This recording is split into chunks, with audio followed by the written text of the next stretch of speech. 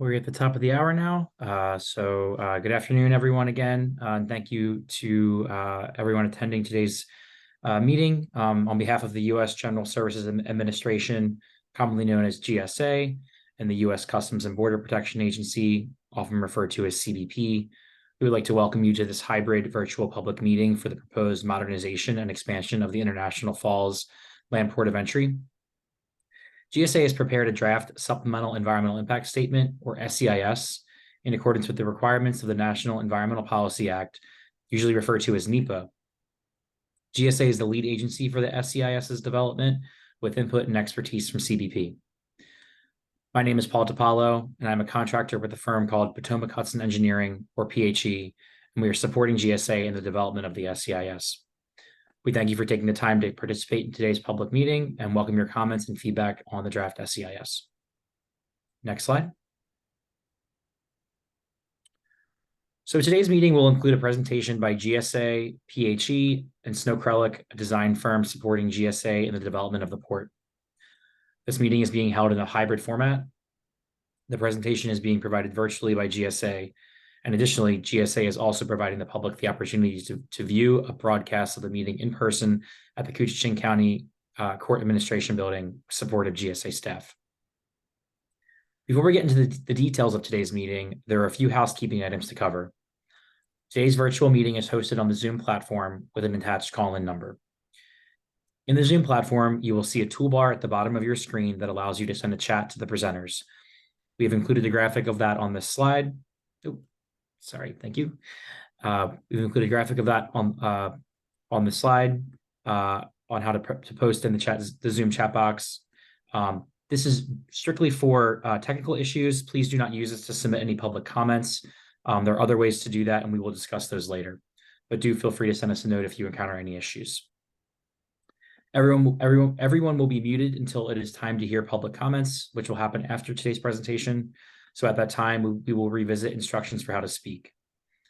For those viewing the broadcast in person, there is a sign-up form at the sign-in table, and GSA representatives will assist you in speaking later on after the presentation is done. As a participant, you will not be able to see the names of other participants on the call, but please know we are recording this meeting and we'll be keeping track of who is speaking and noting all public comments for the project record. Please note, if you would like to view closed captioning, you have to click the Show Captions button on the bottom of your screen. A copy of this presentation is available on the GSA website at the link posted here on the slide, and this link will also be posted in the chat. This will also be posted in the chat, and for those attending in person, it is on the meeting handout that you should be provided at the sign-in table. The project website can also be found via a web search using search terms GSA International Falls LPOE and clicking on the GSA associated web link. Please note that this virtual meeting is being recorded and will be retained in the project record. By remaining in the meeting, attendees are agreeing to being recorded. If you do not agree to this, we ask that you leave the meeting at this time. Next slide. This slide presents tonight's agenda. We will be covering several topics, including introductions of key project staff, the purpose of today's meeting, a description of the two key relevant federal laws to the project, NEPA and the National Historic Preservation Act, or often referred to as the NHPA, the SEIS timeline, and past NEPA efforts that were conducted for the project. We'll then provide a project overview that includes the purpose and need for the project, as well as a brief description of the alternatives that were analyzed in the draft SEIS. Next, we'll go briefly over a summary of impact findings for each of the affected environmental resources that were analyzed in the draft SEIS. We will then discuss next steps and overall project schedule. Finally, at the end of the presentation, we'll provide instructions on how to submit your comments on the project and then open the floor to the public comment session. I'll now turn it over to Michael Gonzar, GSA Region 5 NEPA Program Manager, who is present at the courthouse for today's meeting, to introduce the project team and provide an overview of the NEPA process. Thank you, Paul, and good evening, everyone. Thank you for coming, and for all of those on the line as well. And then I also just want to give a shout out to Justin for helping set up the meeting today. We really couldn't have done it without your support, so thank you very much as well. So again, Paul, thank you and welcome everyone. My name is Michael Gonzar and I'm GSA's Region 5 NEPA Program Manager. Also presenting with me from GSA are Seth LaRoque, the Project Manager for the Land Port of Entry Project, and Nikki Emery. She's on the line. She's representing GSA's Historic Preservation Officer. And as previously introduced, Paul DePaulo, PhD, presenting as GSA's NEPA contractor. I'd also like to introduce you to Ty McIlvain with Snow Krylik. He's present and will be supporting throughout the meeting regarding topics related to overall project design. We also have in the audience today in person, Mike Finn, GSA's Region 5 Urban Development Officer, and Amber Lebowski, our Senior Program Advisor at the Center of Urban Development at the GSA Public Building Service, are also here in attendance. They will not be presenting, but will be available afterwards to address any additional community needs or suggestions related to the project, including those who may not feel comfortable speaking in a public forum. Next slide, please. In carrying out the responsibilities under NEPA, GSA is committed to ensuring we provide proper consideration to the quality of the natural and human environment. Therefore, just for everyone's general understanding, I'll be reviewing the overall NEPA process and past NEPA activities, as well as it relates to the project. I'll then turn it over to Nikki, who will go over the National Historic Preservation Act Section 106 process, specifically where we're currently at and the next steps in that process. The project information given tonight will be very general, as the main purpose of this meeting is to provide project highlights, key findings of the draft SEIS, and to provide an opportunity for the public comments and feedback on the project. This input will help us assess main concerns and whether additional analysis is required for the SEIS, for the final SEIS. If you'd like additional details on the project or want to access the draft SEIS or any other meeting materials, such as this presentation, we encourage you to visit our project website, as previously mentioned and shown in the chat. Next slide, please. NEPA is the nation's legislative charter for protection of the environment and provides for the consideration of the environmental issues in federal agency planning and decision-making. NEPA requires agencies to prepare a document to consider whether the proposed action may significantly impact the quality of the natural and human environment. In our case, the NEPA document is a supplemental EIS, or SEIS for short. Since this project has already undergone past NEPA efforts, including the development of an EIS over a decade ago, which we'll discuss in more detail later in the presentation. The SEIS informs GSA decision makers and the public about the potential environmental impacts of implementing the proposed action. NEPA does not mandate a particular decision, but it does ensure that the public is engaged in the assessment and that GSA's decisions are appropriately informed. Draft SEIS public review period, which we are currently in, is an important opportunity for you, the public, to provide your comments on the project. The public review period is a means for you to evaluate the accuracy of the information contained in the draft SEIS and the adequacy of methodology for and assumptions used for the analysis. Your input will be taken into consideration by GSA during our decision-making process and will be included as a part of the project. Next slide, please.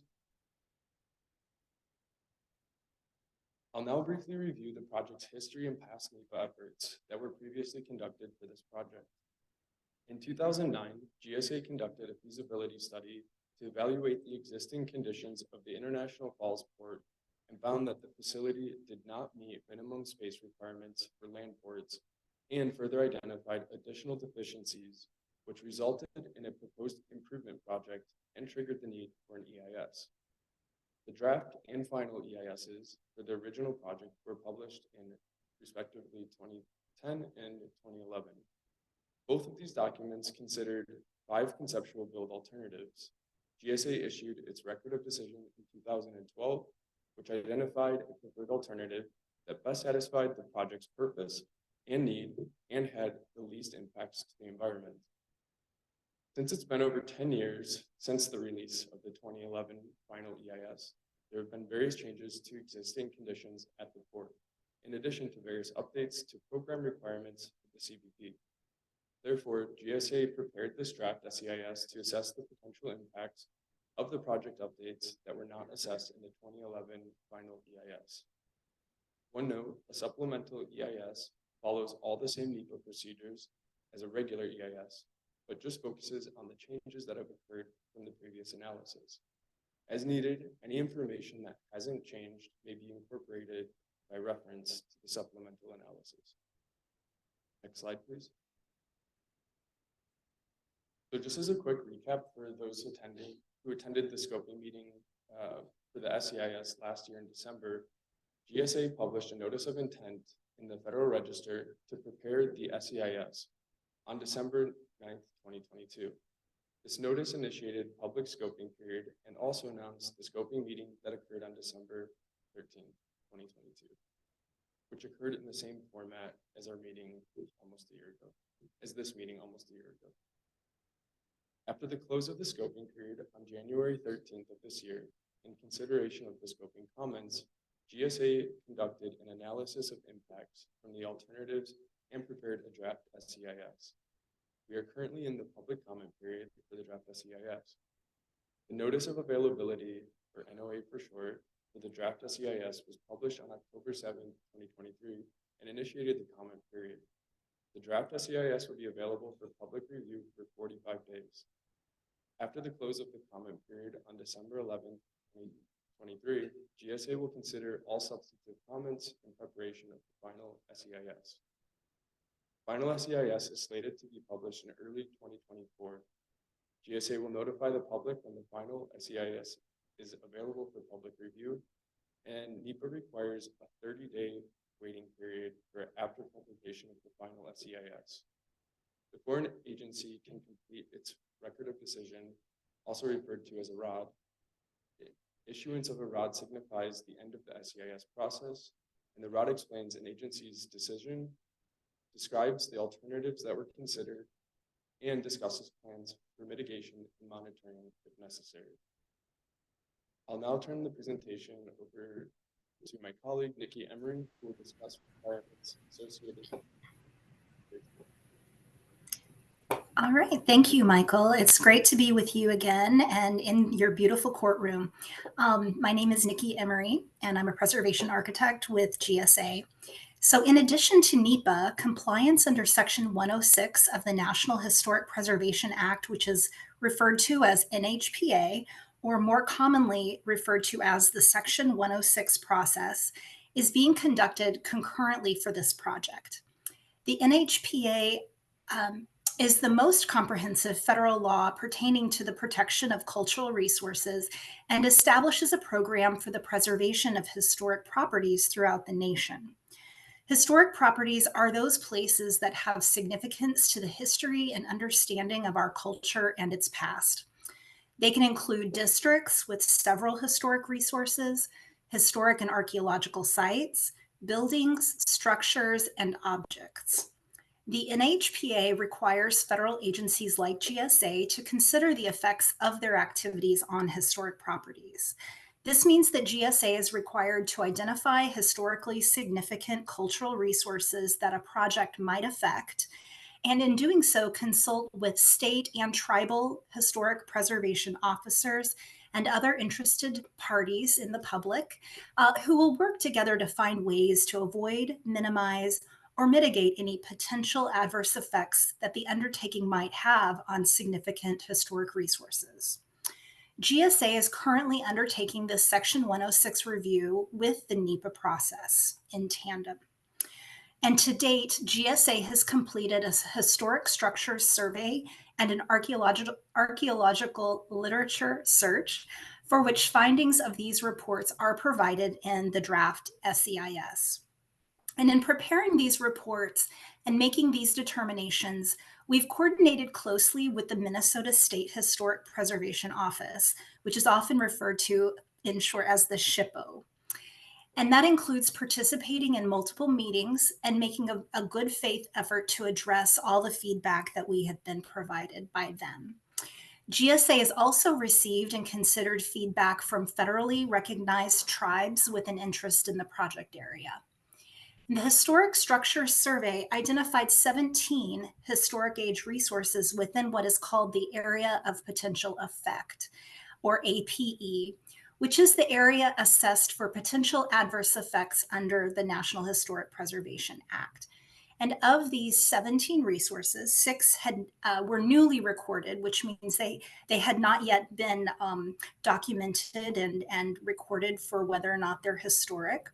And 3 of those 17 resources were recommended eligible for listing on the National Register of Historic Places. And that means that they do hold historic significance. And these include the Minnesota and Ontario Paper Company office building, the International Falls Power Company Dam, and the MD&W Railway.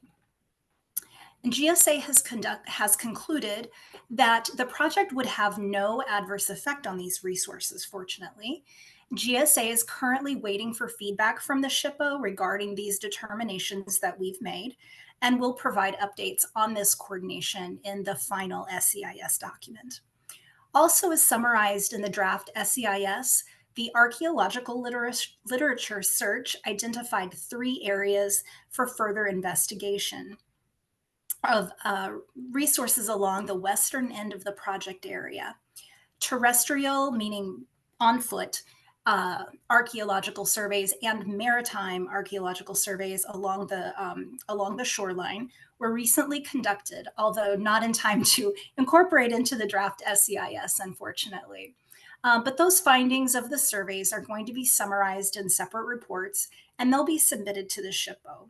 And then the findings of those surveys will also be summarized in the final SEIS. So I will now turn the presentation over to Seth LaRoque, GSA's project manager, who will provide a project overview, discuss the purpose and need for the proposed action, and present the project alternatives that were considered in the draft SEIS. Next slide, and over to you, Seth. All right, thank you, Nikki. The International Falls Land Port is situated at the foot of the International Bridge, which connects the city of International Falls, Minnesota, with the town of Fort Francis, Ontario. It is surrounded by the Rainy River and the industrial facilities associated with the Packaging Corporation of America, also referred to as PCA, or the owners of the paper mill. The International Falls Land Port of Entry was built in 1993, and the port operates 24 hours a day, 7 days a week by the Customs and Border Protection. CBP officers inspect all types of commercial and non-commercial traffic, as well as pedestrian, foot, and bicycle traffic at the port. The International Falls border crossing is the most heavily used in Minnesota and is currently processing more traffic than it was originally designed to accommodate. Next slide, please. The existing port is approximately 1.6 acres and consists of the facilities listed on this slide. All are tightly packed into a very constrained site. And as you can see, it lies just adjacent to the mill's facilities to the west, with rail lines cutting across the line of traffic between the bridge and the port. Next slide, please. GSA's proposed action is to replace that existing port facility with a new facility. This mainly involves acquiring approximately 20 acres for site expansion, as well as constructing new facilities in the expanded area along the river, and then demolishing the existing facilities. This work is planned to be phased to limit the altogether avoid impacts to existing operations. GSA would acquire approximately 16 acres of land from PCA and about 4 acres from Recreational Land Development, LLC. Key features at or near the project area include the Rainy River, which runs all along the northern boundary of the proposed expansion area. The First Creek is a small creek on the eastern part of the proposed expansion area, which used to be contained within a culvert, but has been opened or daylighted in recent years. There are PCA facilities surrounding the project area, and currently there's an existing parking lot within the expansion area where PCA parks and stages semi-truck trailers as part of their operations. There are also rail lines within the project area that run from the PCA facilities located south of the proposed expansion area and cross between the port of entry and the bridge as it traverses northwest to other PCA facilities. The International Falls Business District is located a couple of blocks south of the port. 2nd Avenue, also referred to as the US Highway 53 near the project area, provides access to and from the port. Next slide, please. The purpose of the proposed action is for GSA to support CBP's mission by bringing the International Falls Land Port of Entry operations in line with current land port design standards and operational requirements of CBP, while also addressing existing deficiencies. Those existing deficiencies mainly fall into two broad categories. First, the deficiencies in overall site layout, and second, substandard building conditions. These deficiencies result in safety issues for the public as well as for the port employees. There's also inefficient building space for agencies to effectively conduct their mission, and traffic congestion issues, particularly during peak tourist season. Therefore, in order to bring the port operations in line with current CBP design standards and operational requirements, the proposed action is needed to address all of those existing deficiencies that I previously mentioned.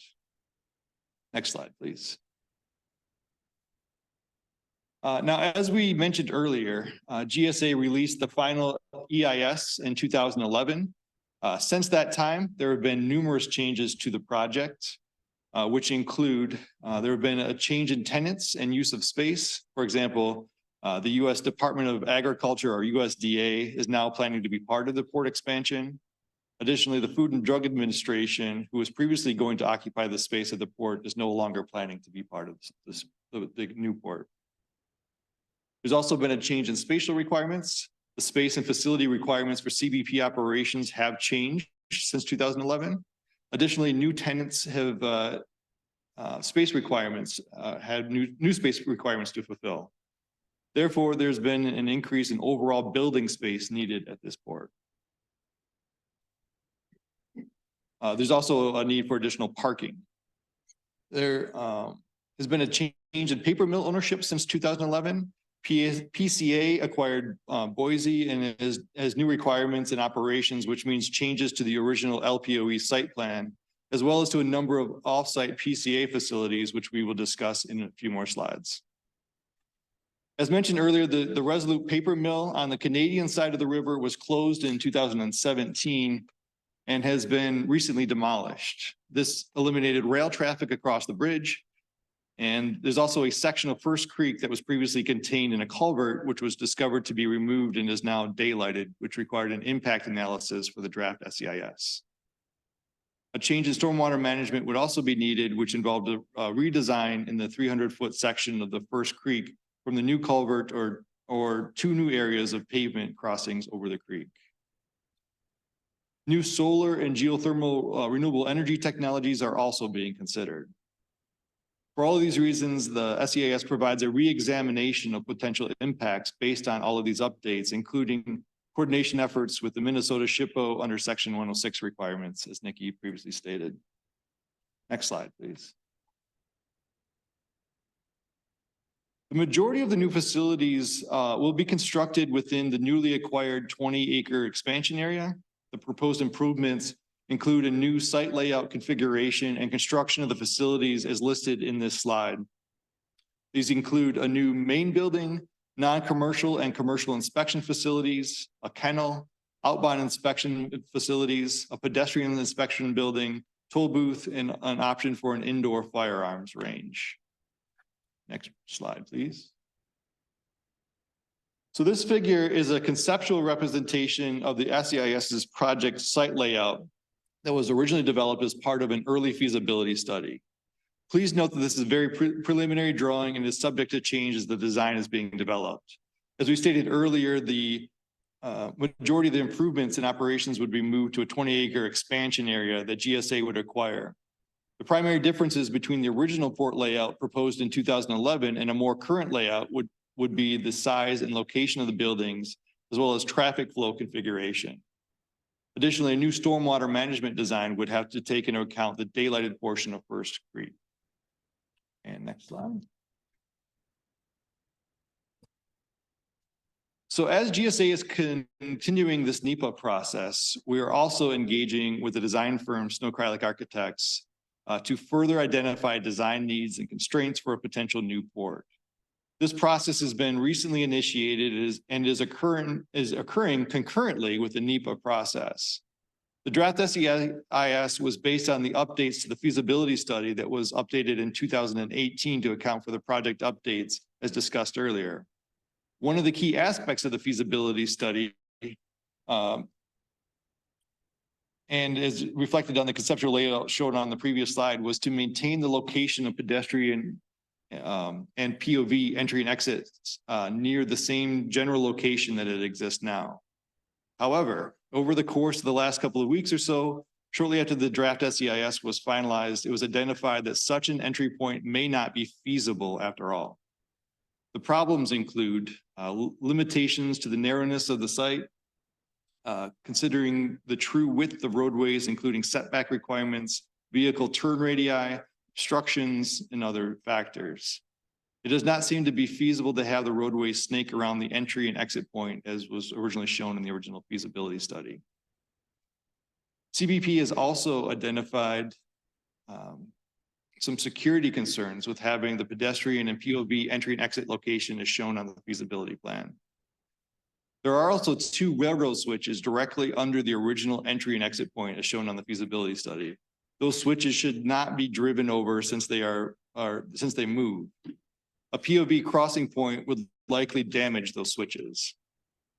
And so internal planning is still ongoing regarding where the pedestrian and POV entry point would shift to, but generally the thought process is that it would shift to the southern boundary of the parcel along State Road Highway 11, just west of the commercial port.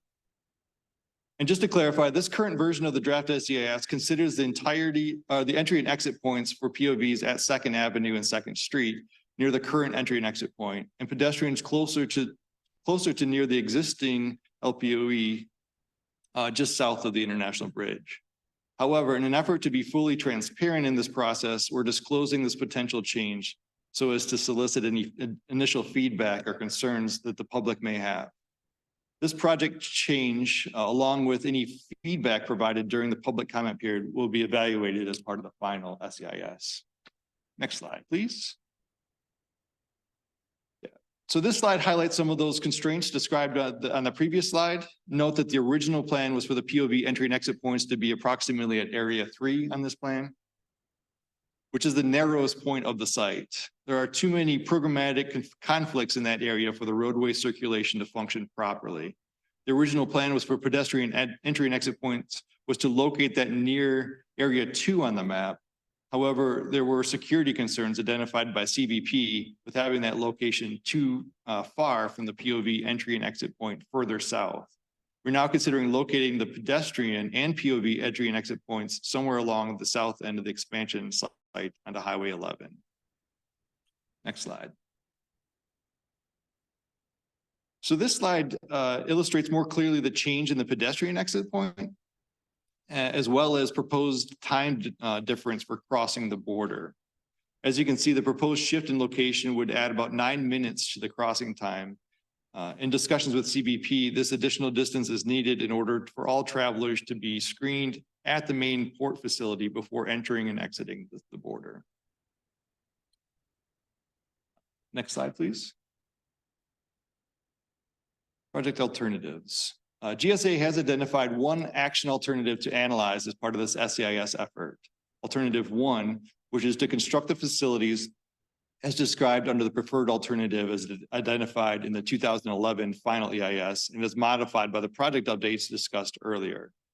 Alternative 1 is similar to the 2011 final EIS preferred alternative in that it includes demolition of the existing facilities, expansion of the port, acquisition of land, and construction of new facilities. Additionally, GSA is considering incorporating renewable energy technologies into the final design of the new facility, including solar and or geothermal systems, which may include either heat pumps installed in the ground or in the river water cooling system that would involve placement of heat exchangers and piping within the Rainy River near the shoreline of that project area. Again, as a reminder, this alternative as presented in the draft SEIS contemplates a POV entry and exit points near the 2nd Avenue and 2nd Street.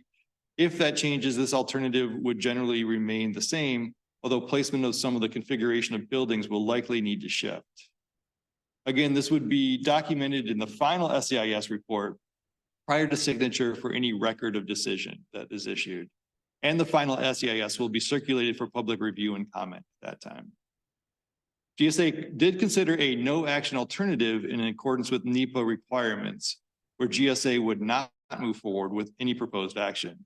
This was used as a baseline for comparison to alternate 1. Next slide. Now, before GSA can begin construction of any proposed facilities, there would have to be some site preparation work involving the relocation of existing utilities and PCA-related infrastructure, either within the port through easements or moved offsite on PCA-owned land. These relocation activities may be conducted by either GSA or PCA, depending on final acquisition negotiations. Either way, though, GSA's project would trigger that need for those activities, and they are therefore considered connected actions. Under NEPA, connected actions must be analyzed in the same NEPA document because the environmental impacts generated from non-GSA actions would not occur if not but for GSA's action. And therefore, relocation of existing utilities and PCA infrastructure as listed on this slide were included in the scope of the SEIS analysis. All right, let's move on to the next slide, which illustrates the extent of the total project area and where these connected actions would occur. Thank you. This slide captures the extent of the total project area that would occur. And as you can see, the total project area would extend beyond the proposed expansion area, which is outlined in red. Portions of the existing natural gas line and a power line would require relocation. Additionally, there's an existing leachate line from a landfill that is located to the southeast of the site that currently runs across the proposed expansion area. That leachate line would be relocated just outside of the project area to the south, further away from the Rainy River. As I've stated earlier, some of the existing PCA operations would have to be reconfigured, and therefore some of the infrastructure related to PCA activities would require relocation. These include some existing buildings and structures located along the western portion of the project area. Also in the same area, there are portions of existing rail lines and parking that would need to be relocated. An existing trailer parking lot, which currently is situated within the expansion area, would be relocated to either an area on the former Buildright property, which is located directly south of the existing lot, or relocated to an undeveloped area just east of the Buildright property. Additionally, PCA is considering replacing the existing elevated forced air chip line system with a new elevated belt conveyor system, which would require demolition of the existing chip line, as well as construction of 2 new elevated structures consisting of conveyor belts.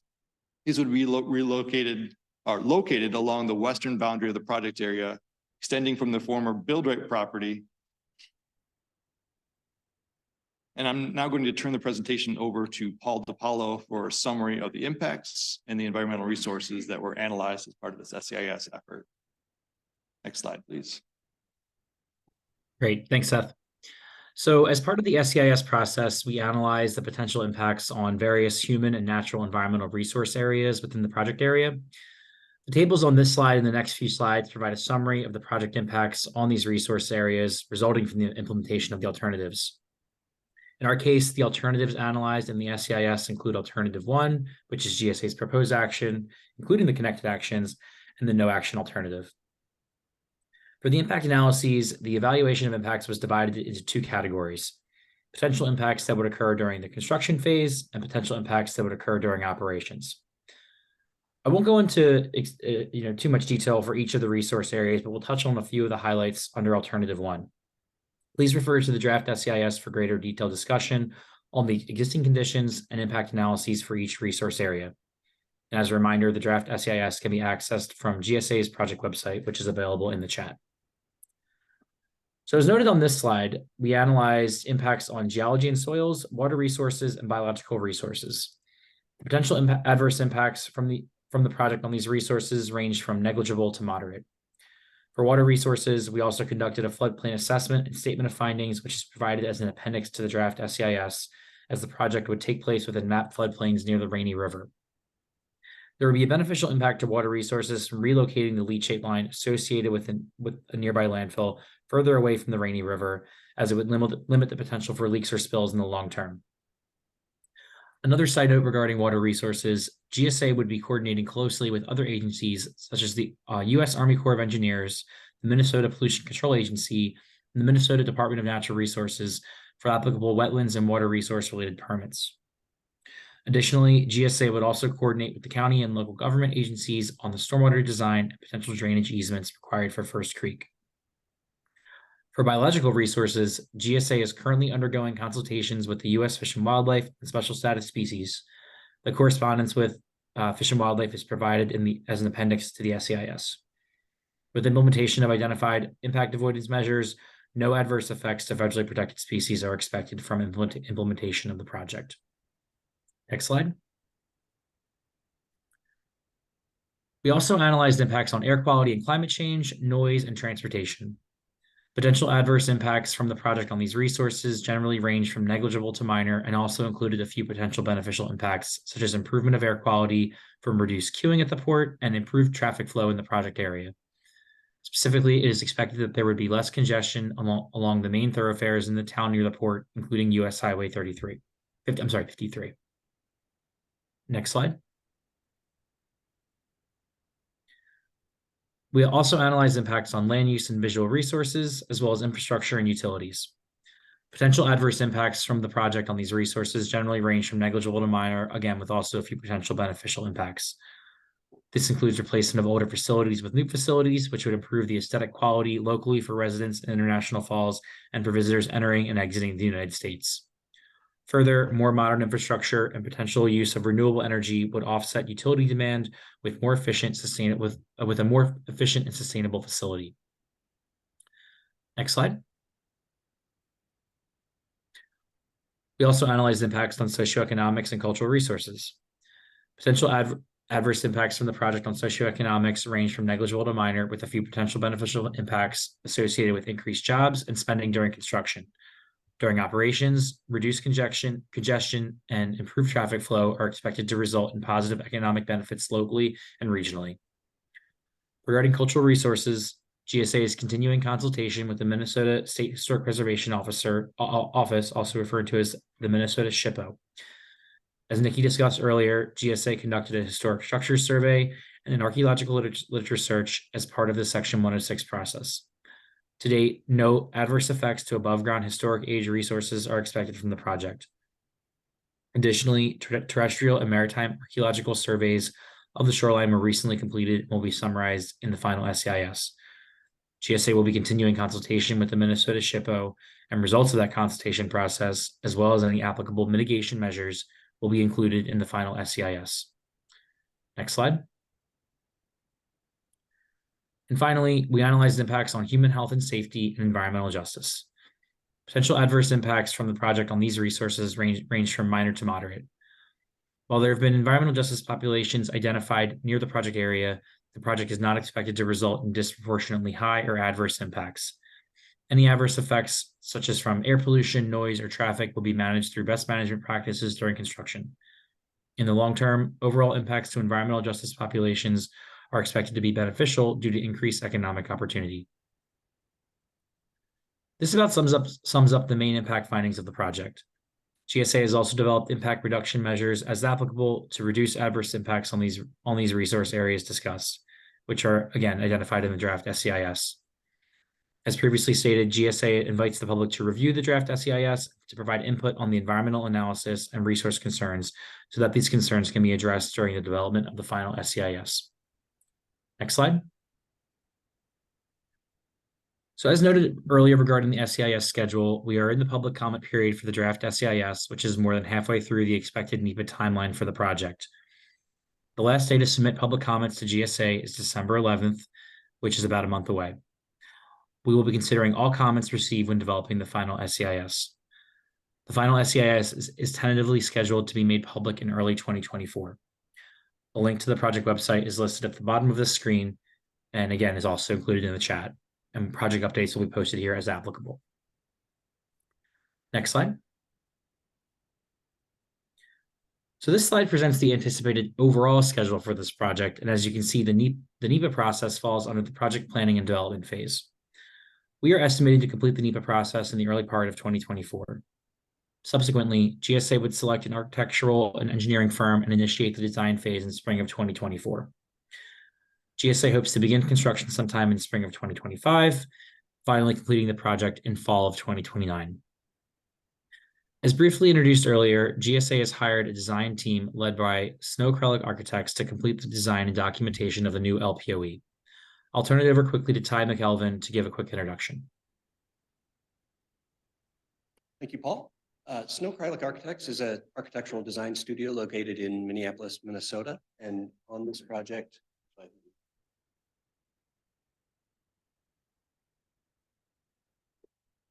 next slide. We're assisted in our design efforts by HGA, a multidisciplinary design firm also located in Minneapolis, providing engineering services for the land port of entry design. Our Minneapolis-based landscape architect is 10 by 10 Studios, and the rest of the team is rounded up by Stantec for transportation engineering, a security consultant, and a sustainability consultant. Together, this design team has completed numerous award-winning land ports of entry along the northern border, and we're very excited to be part of the improvements to the International Falls border crossing. Next slide. As Seth noted, we're currently reviewing and updating the concepts laid out in the feasibility study, layering on additional details and constraints that have been identified since that report was created and then updated in 2018. As well as taking into consideration of information developed through the EIS process. As we progress through the concept design through next summer, we'll be creating 3 different options for GSA and CBP review and working with peer reviewers through GSA's Design Excellence Program to determine the concept that best serves CBP and the surrounding community. Once a preferred concept is identified, we'll spend about a year detailing the buildings and site components before they're ready to be issued for construction. We look forward to working with GSA, CBP, and the International Falls community to design a land port of entry that excels across all performance measures. Now I'll turn it back over to Paul. Great, thanks, Ty. So this public comment period provides you with the opportunity to review the draft SEIS and provide your feedback. GSA values your input and the opportunity to hear your thoughts and concerns about the project. Your feedback is important to guiding the design of the International Falls LPOE. There are a few ways for you to submit your comments. To provide written comments, you may mail or email them to GSA at the addresses listed on this slide. The address is also provided in the meeting handout. We ask that you include in the subject line for any emails, International Falls LPOE SEIS. Comments must be received or postmarked by December 11th, 2023 to be accepted. For those that are attending in person at the courthouse, you may fill out a comment form that was provided by GSA and submit to the GSA representatives on site. Another way is to submit your comment tonight via the Zoom Q&A feature or verbally during the commenting session, which we will provide instructions on a subsequent slide here. This concludes GSA's presentation for the SEIS. We appreciate your active participation and look forward to hearing your comments during the public comment session. Next slide. So before we formally begin the comment session, I'd like to go over just some basic commenting etiquette we would like to ask you to adhere to. Before you speak, please say and spell your first and last name and indicate any affiliation if you have one at the start of your comment. Please be respectful of participants and presenters, and please refrain from use of crass or vulgar language or directing comments towards a single person or group. GSA will not be responding in depth to technical questions during today's meeting, but will consider them in preparation of the final EIS. However, GSA will clarify anything presented in this presentation related to the project, the NEPA process, or opportunities for public participation. To make sure as many commenters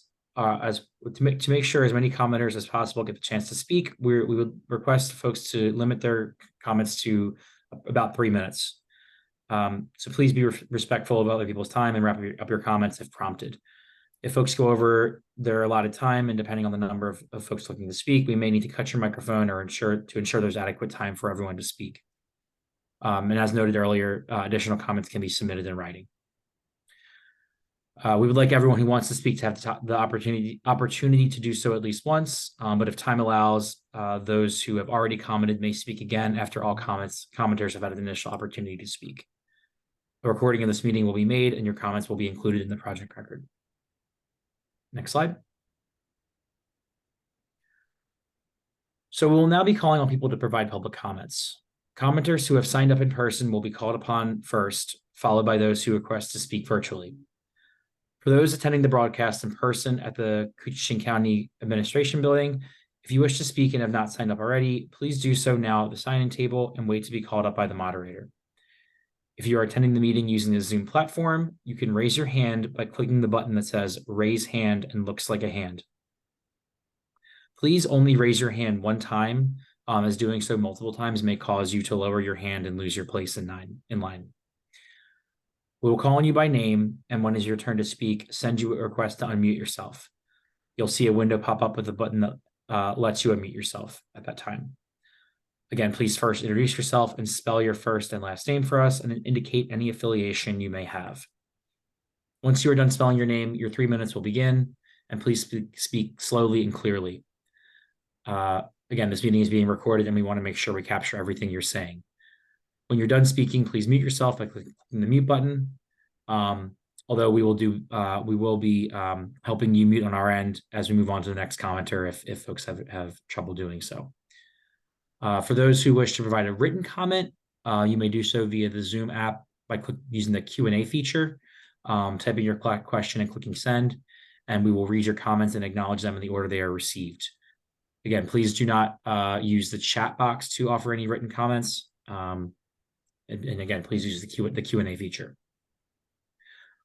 And just a quick reminder to those folks attending in person, GSA staff members will be available after the presentation for any informal discussions. If there's any additional follow-up concerns or questions you may have regarding this project, if you do not wish to make a public statement.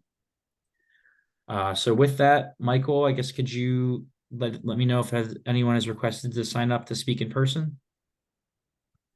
Yeah, it looks like Tim, sorry, I don't know how to pronounce your last name, Wagnick. It looks like you said maybe. Would you like to speak or? Oh, you have a written one? Okay, great, thank you. So that's it for the in-person folks. So if you want to jump over to the virtual, if there's any questions or comments. Okay. Well, again, just for those attending in person, if you change your mind, please feel free to, let the folks there know in person. And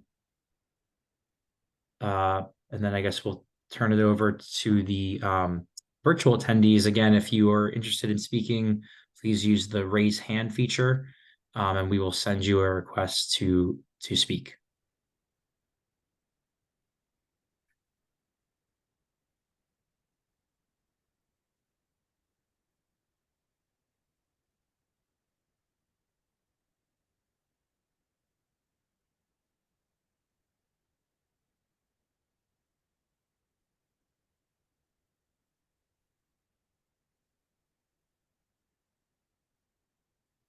Does not look like we've received any hand raises. So I think we can just open it up to anyone else that would like to, both in person or virtual.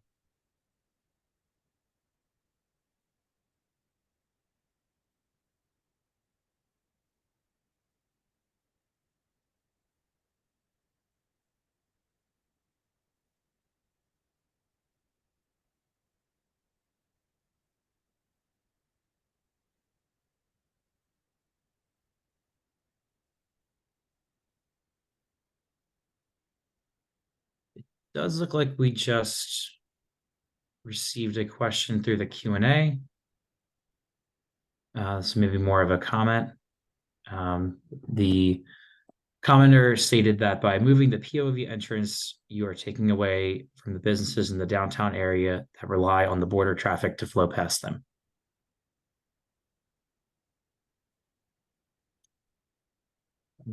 I'm not sure who asked that or had that comment, and that is understood. It's something we're looking into, and we do understand the concern with that. Just given the constraints of the site, I don't know that we're going to have a whole lot of other option, just given a lot of the things that are crossing through the narrowest part of the site at that location. So we're going to do our best to address that concern, and it is noted.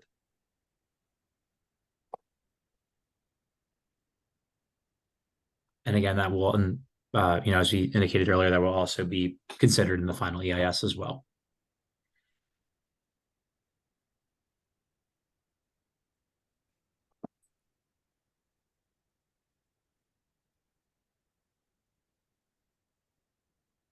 I'd also just like to add, while if we're waiting for anyone else that would like to speak, the draft supplemental environmental impact statement is also available at the International Falls Public Library.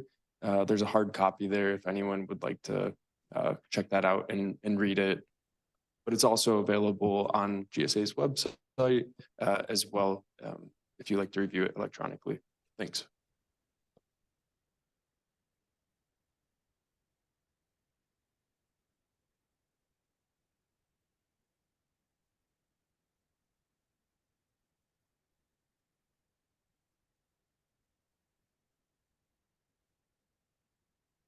It doesn't look like we've received any hand raises. And I take it that no one is interested in speaking in person, Michael.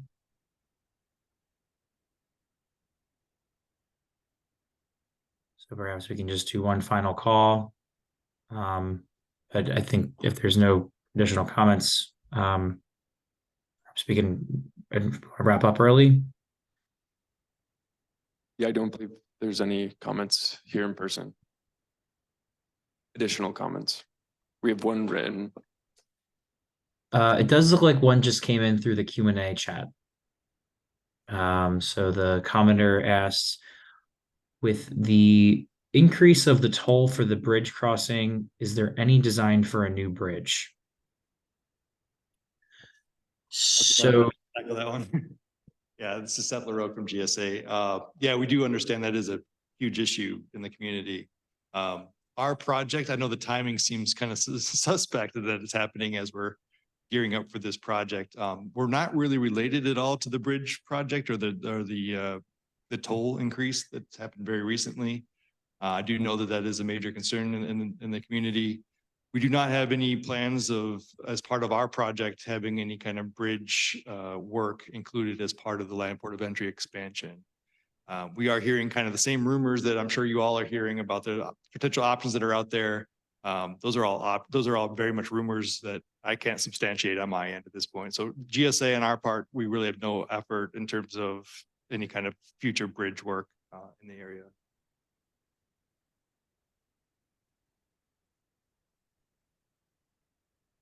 I don't know if anybody wants to add anything to that.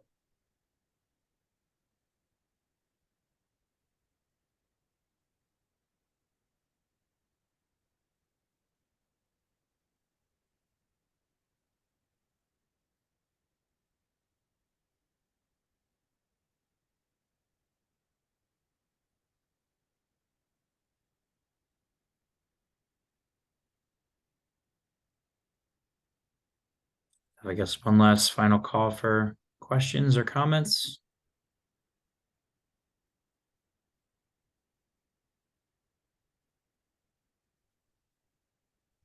I don't think we have any here, Paul.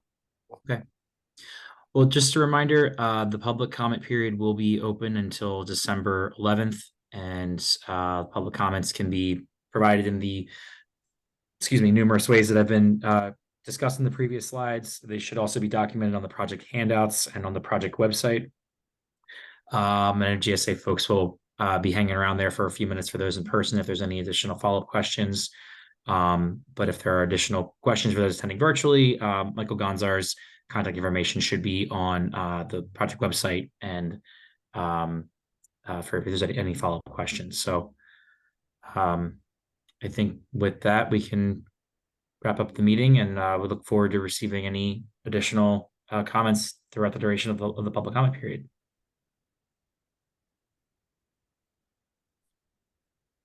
Thank you, everyone, for your time. Have a good remainder of your evening. Thank you all. Thank you very much.